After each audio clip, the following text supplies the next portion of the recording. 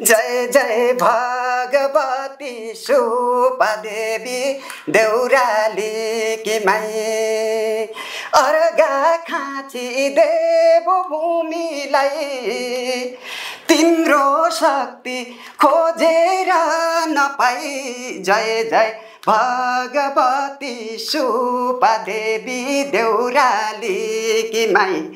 बिनाको जिन्दगी अधुरो रहन्छ, त्यसैले प्रत्येक मानव जातिलाई मात्रै हैन विभिन्न बोट बिरुवा पनि संगीतबाट प्रभावित हुन्छ भनिन्छ। संगीत भनेको यस्तो चीज हो जसले मान्छे खुसी भइरहेको मान्छेलाई चाहिँ रुवाउन सक्छ र रोइरहेको मान्छेलाई खुसी बनाउन सक्छ। यो नै संगीत हो।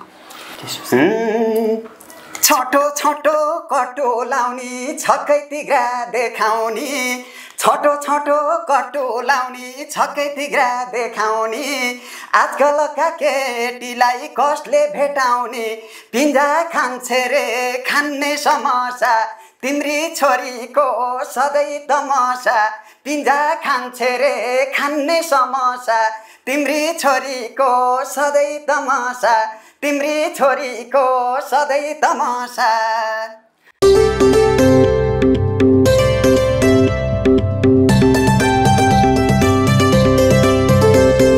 गाउँदेखि सहर मनमा छ रहर गाउँदेखि सहर मनमा छ रहर यो हो संगीत खबर यो हो संगीत खबर यो हो संगीत खबर। नमस्ते दर्शकबिन, सदाको बसाइ चाहिँ आज पनि संगीत खबर कार्यक्रम लिएर उपस्थित भइसकेका छौँ। यो कार्यक्रम प्रतिभाको लागि सम्मान र नवप्रतिभाको लागि स्थान दिने कार्यक्रम हो। यो कार्यक्रमको अवधिभर प्रतिभा र नवप्रतिभाका कला अनि मिठा मिठा कुराकानी गर्छौँ। यिनै मिठा मिठा कुराकानीलाई विगत लामो समयबाट दुर्गम गाउँदेखि सहरका कुना कुनामा फैलिँदै आएको जनआकाश पत्रिकामा पनि सम्प्रेषण गर्छौँ। आज हामीसँग संगीत खबर कार्यक्रमको बसाइमा गायक तथा सर्जक मतिराज खनाल आउनु भएको छ। मतिराज खनाल भन्ने बित्तिकै थुप्रै दर्शक श्रोताले चिन्नु नै हुन्छ। यदि चिन्नु हुँदैन भने पनि यो भिडियो अन्तिमसम्म हेरिसकेपछि अवश्य चिन्नुहुन्छ भन्दै उहाँलाई विशेष रूपमा स्वागत गर्न तपाईँलाई स्वागत छ मतिजी। धन्यवाद। कार्यक्रम प्रस्तुता विनोद कार्की सर र जनआकाश मिडिया लगायत हाम्रा तमाम चाहिँ दर्शकहरूलाई नमन भन्न चाहन्छु। भर्खर नै मात्र तपाईँको सुप्पा देउराली भजन गीत पनि आयो, एकदमै राम्रो प्रतिक्रिया पाइसकेको छ गीतले, कतिको खुसी हुनुहुन्छ? ठिकै छ। अब गीत सङ्गीतमा लागेको पनि लामो समय भइसक्यो होइन। अब यो जे सुप्पा देउराली भजनले जति मार्केट नले तापनि होइन विभिन्न गीतले चाहिँ मतिराज खनाल भनेर चिनाएकै थिए। त्यति बढी उत्साहित हुनुपर्ने जरुरी त छैन। अब गीत सङ्गीतमा लागिसकेपछि यो निरन्तरता हो। अब यसले चाहिँ केही प्लस पोइन्ट भएको महसुस गरेको छु। तपाईँले अरू गीत भन्दाखेरि सुप्पा देउराली भजन गीत चाहिँ फरक खालको गीत पनि ल्याउनु भयो होइन, अरू गीत गाइराखेको, कसरी यो फरक खालको सिर्जना चाहिँ प्रस्तुत गर्नुभयो? यस्तो छ विनोद सर, सुप्पा देउराली भन्ने बित्तिकै हाम्रो नेपालकै एउटा चाहिँ पर्यटकीय स्थल एउटा गन्तव्य मध्येको चाहिँ एउटा सुप्पा देउराली पनि हो र त्यहाँको स्थानीयवासी भएको नाताले मलाई चाहिँ विगत लामो समयदेखि नै एउटा सुप्पा देउरालीको भजन बनाउन पाए हुन्थ्यो होइन। सुप्पा देउरालीमा जो कोहीले पनि सुप्पा देउरालीको भजन छैन भन्ने एउटा त्यो प्रश्न गरिरहँदाखेरि मनमा पहिलेदेखि खड्किरहेको विषय थियो र सुप्पा देउरालीको महिमासहितको भजन र पर्यटकीय हिसाबले पनि त्यस अर्घाखाँचीलाई सपोर्ट होस् भन्ने किसिमले चाहिँ हामीले त्यो काम गऱ्यौँ र यसले चाहिँ राम्रै नतिजा पनि दियो। गाउँदेखि सहरसम्म जताततै सुप्पा देउराली भजन भनेपछि अहिले चर्चामा छ, त्यही नै खुसीको कुरा हो। थोरै झल्को पनि जाओस् होइन, अब प्रसङ्गमा जोडिहाल्यौँ, तपाईँको आवाजबाट सोही भाका सुन्छौँ। धन्यवाद। जय जय भगवती सुप्पा देवी देउराली कि माई जय जय भगवती सुप्पा देवी देउराली कि माई अर्घा खाँची देव भूमिलाई तिम्रो शक्ति खोजेर नपाई जय जय भगवती सुपादेवी देउरालीकी माई जय जय भगवती सुपादेवी देउरालीकी माई फुलपाती अक्षता चढाई देवी तिम्रै आरती गाई जय जय भगवती सुपादेवी देउरालीकी माई जय जय भगवती सुपादेवी देउरालीकी माई परिचरणैमा देवी तिम्रै शरणमा परिचरणैमा देवी तिम्रै शरणमा परिचरणैमा देवी तिम्रै शरणमा शरणमा हो शरणमा परिचरणैमा देवी तिम्रै शरणमा परिचरणैमा देवी तिम्रै शरणमा परिचरणैमा देवी तिम्रै शरणमा परिचरणैमा देवी तिम्रै शरणमा परिचरणैमा देवी तिम्रै शरणमा सुपमाईकी जय। यति मिठो गीत कसरी सिर्जना गर्नुभयो सर? अब तपाईँको हरेक वर्ष चाहिँ तीज गीत आउँछन् बजारमा होइन? भजन गीत त तपाईँको पहिलो गीत होला। तीज गीत र लोकगीतहरू त मैले थुप्रै गाएको थिएँ र भजन पनि हाम्रो लोकसङ्गीत मध्येकै पर्छ होइन। यो पनि अब विशेष नौलो कुरा रहेन। हामी चाहिँ गाउँघरमा हुर्किएका मान्छे, गाउँघरमै बुवाहरूसँग हजुरबुवाहरूसँग चाहिँ सँगै भजनमा सँगै बस्ने होइन। यस्तो किसिमको मेलोडी हो भन्ने कुरा पहिलेदेखि नै थाहा थियो होइन। त्यसमा पनि अब हामी कलाकारिता क्षेत्रमा लागेको हुनाले कसरी यो भजनमा मिठास ल्याउन सकिन्छ, कसरी राम्रो बनाउन सकिन्छ भनेर चाहिँ मनन गर्नु र त्यहाँको चाहिँ विषयवस्तुलाई समेटेर भजन बनाउँदाखेरि चाहिँ अब राम्रै नतिजा पनि आयो। प्रचार प्रसार पनि होस् भनेर। हजुर, आफ्नै क्षेत्रको प्रचार प्रसार पनि होस्, अर्घाखाँची भनेपछि सबैले चिनोस् होइन भन्ने अब त्यहाँको स्थानीय भएको नाताले र चाहिँ कलाकारिता क्षेत्रमा लागेको नाताले चाहिँ अब आफूले चाहिँ सक्दो आफ्नो देशको लागि, आफ्नो गाउँको लागि, आफ्नो ठाउँको लागि गर्ने स्वाभाविकै हो। त्यही काम गरेको हो, मैले कुनै नौलो कुरा गरे होइन। तपाईँ गीत सङ्गीत क्षेत्रमा मात्र नभएर विभिन्न सिरियलहरूमा पनि आबद्ध हुनुहुन्छ होइन? नेपालको अधिकांश सिरियलहरू खेल्नु भएको छ, मेरी बासाई, ख्याल ठट्टा। अहिले चाहिँ ठ्याक्कै भन्नुपर्दाखेरि कतिवटा जति सिरियलमा आबद्ध हुनुहुन्छ?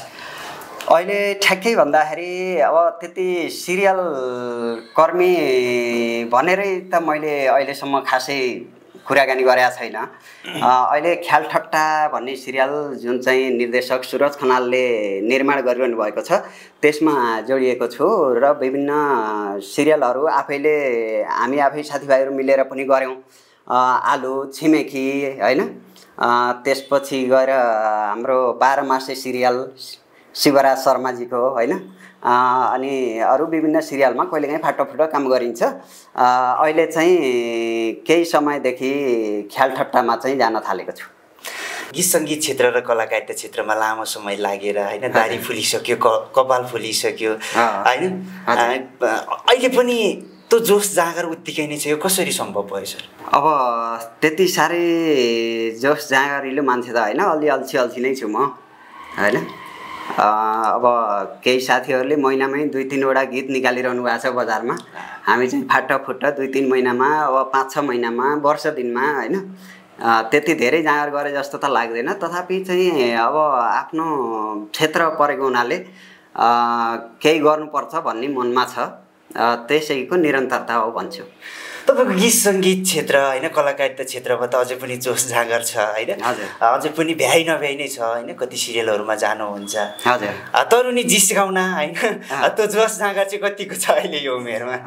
हुन्छ नि, एउटा रमाइलो प्रसङ्गमा गएँ म होइन। जिस्काउने त अब सामान्य बोलीचालीको हिसाबले चाहिँ जिस्किने, ख्यालठट्टा गर्ने त्यो बेग्लै कुरा हो।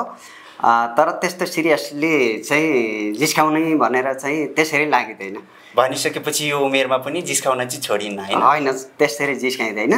अब फाटोफुट्टा ख्यालठट्टा भन्ने कुरो त सामान्य कुरा भयो। अब गीत सङ्गीत कलाकारहरू अब अलिकति चाहिँ जिस्केर बोल्ने अब त्यो सामान्य हो होइन।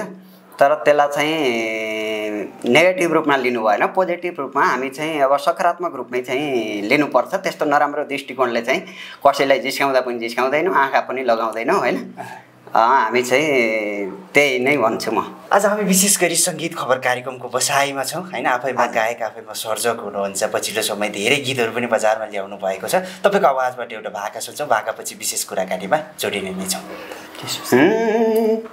छोटो छोटो कटो लाउने छक्कै तिग्रा देखाउने, छोटो छोटो कटो लाउने छक्कै तिग्रा देखाउने, आजकलका केटीलाई कसले भेटाउने, पिन्जा खान्छे रे खान्ने समस्या, तिम्री छोरीको सधैँ तमासा, पिन्जा खान्छे रे खान्ने समस्या, तिम्री छोरीको सधैँ तमासा, तिम्री छोरीको सधैँ तमासा। मोतीराज खनाल भन्ने बित्तिकै थुप्रै दर्शक श्रोताले चिन्छन् होइन। नचिन्ने दर्शक श्रोतालाई चाहिँ खुल्दुली पनि लाग्छ कि हजुर। कति जति सिर्जनाहरू बजारमा छन्, कस्ता कस्ता काम गर्दै हुनुहुन्छ पछिल्लो समय, थोरै बताइदिनुहोस् न। म 2061 सालमा मैले पहिलो एल्बम रेकर्ड गरेको थिएँ, जुनी जुनी सँगै बाँचौँला। त्यसपछि निरन्तर रूपमा चाहिँ गीत सङ्गीत क्षेत्रमा छु। मैले गाउने प्रायःजसो लोकगीतहरू, तिजका गीतहरू र अहिले भर्खर चाहिँ सुपा देउरालीको भजन बाट चाहिँ भजनमा पनि अहिले भनौँ न आबद्ध भएँ। अब निरन्तर रूपमा चाहिँ अब गीत सङ्गीतमै आफूले सकेको केही योगदान दिउँ भन्ने छ मनमा, त्यसरी नै लागिरहेको छु। तपाईँ गीत सङ्गीत क्षेत्रमा लामो अनुभव पनि छ होइन। सङ्गीत भनेको चाहिँ के हो, मान्छेले सङ्गीत किन आवश्यकता पर्छ?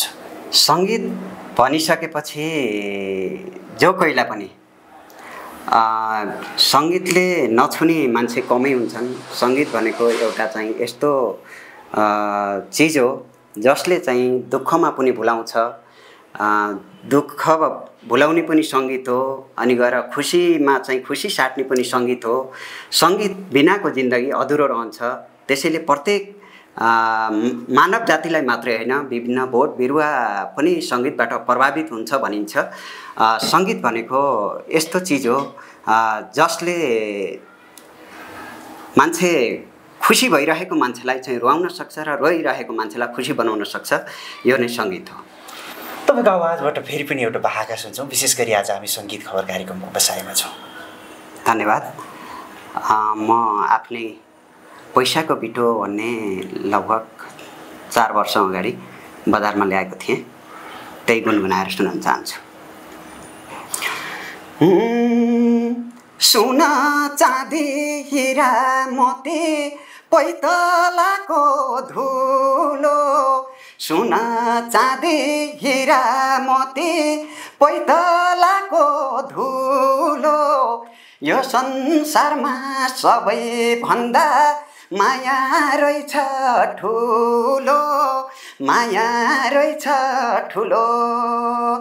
चाहिँदैन पैसाको बिटो, मायाको बोलीले मन जितो।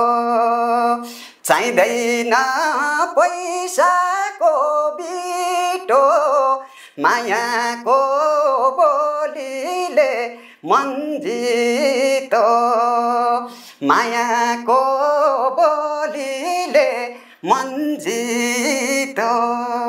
धन्यवाद। चाहिँदैन पैसाको बिटो, मायाको बोलीले मन जित्यो। हजुर। वास्तवमा पैसा भनेको चिज चाहिँ के हो सर? पैसा भनेको त अब हाम्रो यो दैनिक जीवनयापन गर्ने एउटा यन्त्र हो। तर पनि पैसा सबै थोक होइन, पैसाभन्दा माया ठुलो हो भन्ने किसिमको चाहिँ यो गीतले सन्देश दिन्छ। पैसा भन्दा पनि माया प्रेम भनेको यस्तो चिज हो, सारा संसार छोडेर पनि माया प्रेममा लाग्छन् मान्छेहरू भन्ने किसिमले चाहिँ यो गीत बनाइएको छ। विशेष धन्यवाद मोतीजी, हाम्रो निम्तोलाई सहर्ष स्वीकारेर यहाँसम्म आइदिनु भयो। तपाईँहरूको कला गलाको सधैँभरि उच्च सम्मान गर्छौँ। जाँदा जाँदै कार्यक्रमको अन्तमा के भन्न चाहनुहुन्छ आम दर्शक श्रोतालाई? हार्दिक धन्यवाद हाम्रो यस जनआकाश मिडिया अनि विनोद कार्की सर, मोहन कार्की सर लगायत चाहिँ यस मिडियामा आबद्ध सम्पूर्ण मिडियाकर्मी सरहरूलाई पनि हार्दिक नमन भन्न चाहन्छु र हाम्रो भिडियो हेरेर बस्नुभएका तमाम दर्शकहरूलाई पनि नमन भन्न चाहन्छु। यहाँहरूले चाहिँ हाम्रो भर्खरै मात्र बजारमा आएको सुपा देउराली भजन हेरेर मन पराउनु भएको छ हैन, हेर्न छुटाउनु भएको छ भने मेरो channel Motiraj Khanal official YouTube च्यानलमा गएर यहाँहरूले हेर्न सक्नुहुन्छ। हेरेर जस्ताको तस्तै प्रतिक्रिया दिनुहोला, मन पर्छ पर्दैन र आगामी दिनको लागि पनि सल्लाह सुझाव दिनुहोला। यहाँसम्म बोलाउनु भएकोमा हार्दिक धन्यवाद दिन चाहन्छु यस जनआकाश मिडियालाई र सम्झिन चाहन्छु मेरा मातापिता अनि हाम्रा इष्टमित्र तमाम हाम्रो अर्घाखाँचीवासी दाजुभाइ तथा दिदीबहिनीहरू र देशकै मोतीराज खनाल भनेर चिन्ने सम्पूर्ण दर्शकहरूलाई हार्दिक नमन भन्न चाहन्छु। यति भन्दै म आज यस मिडियाबाट बिदा हुन चाहन्छु। नमस्कार। विशेष धन्यवाद। धन्यवाद।